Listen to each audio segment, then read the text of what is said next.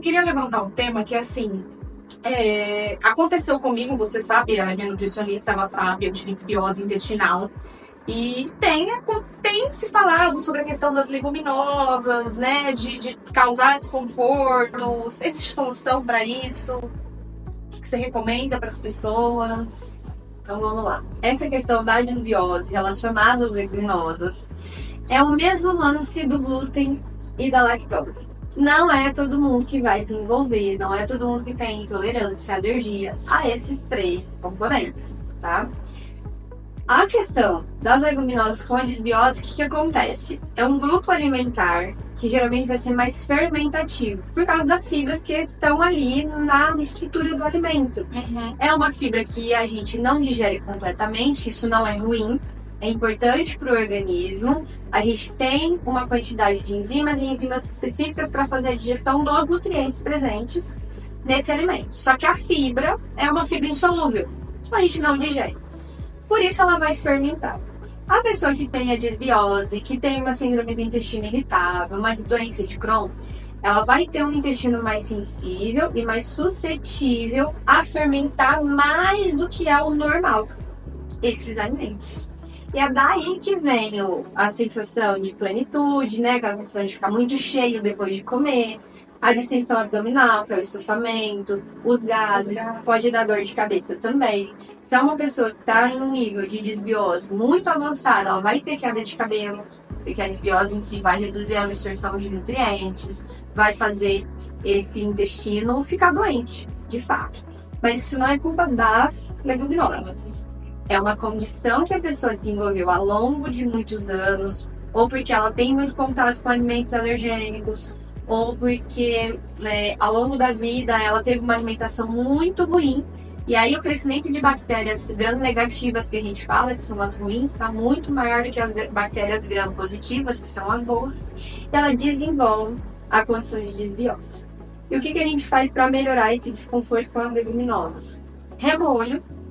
Eu ia perguntar isso agora. Isso. Remolho de todas as leguminosas. Tá? Tem que deixar de molho a leguminosa. Gente, não é 30 minutos não, viu? De preferência 24 horas. 24 horas. Tá? Eu deixo o grão de bico 48, sou vida Ótimo.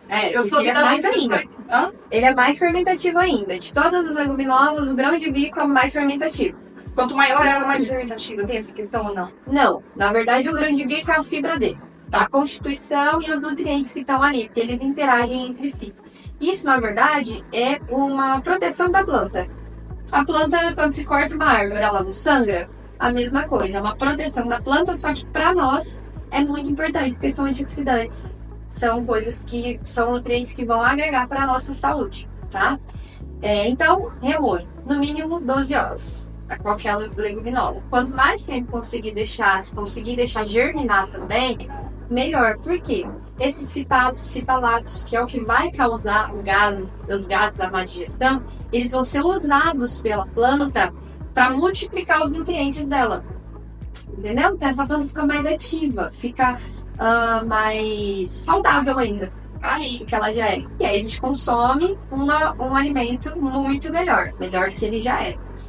Então, remolho. Aí a gente pode pensar em colocar gotinhas de limão, meio limão espremido, um pouquinho de vinagre branco, um ou outro, e sempre fazer a troca da água cada 4 ou 6 horas, tá? Se possível, que é algo que não é difícil, mas eu escuto muito, mas eu fico fora de casa do dia todo, então tem que ficar toda hora trocando água.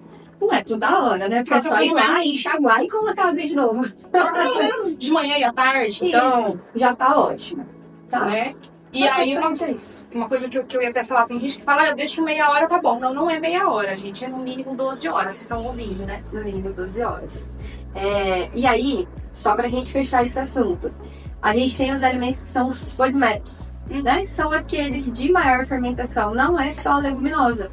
A gente tem cereais, a gente tem frutas, a gente tem o mel, que vai estar ali dentro também, de uma fermentação maior. Então, tem as classificações de alto FODMAP e baixo FODMAP. E aí, quando a gente vai fazer um tratamento para desbiose ou para pessoa que sente desconforto ao consumir esses alimentos, a gente vai retirar eles e reintroduzir aos poucos. Tem todo um protocolo, um tratamento específico para a gente fazer. Aí, uma coisa que eu queria lembrar também, por exemplo, eu tive desbiose intestinal, a gente não tem que olhar só para comida também.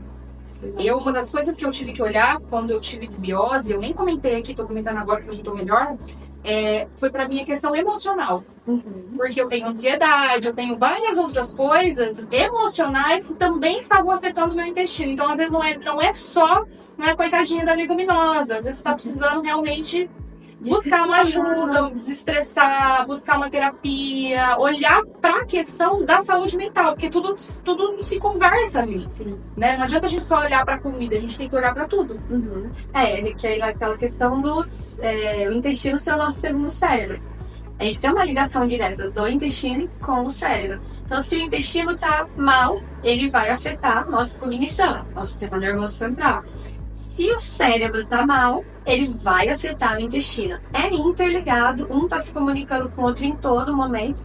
E o que acontece nesse caso aí, por exemplo, da ansiedade? A pessoa que está descompensada, ela vai liberar mais toxinas intestinais. Por quê? Aumenta cortisol vai aumentar a grelina, que é o hormônio da fome, vai reduzir o hormônio da saciedade, vai fazer as bactérias ruins se proliferarem mais, não só no intestino. A gente pode ter desbiose em qualquer parte do corpo, mas a primeira que a gente vai ver é a intestinal. Então tá tudo interligado, é uma teinha de aranha. Não tem como olhar para a saúde do alimento se você não olhar para a sua saúde mental, a saúde, tudo, né? Tudo, tá tudo interligado.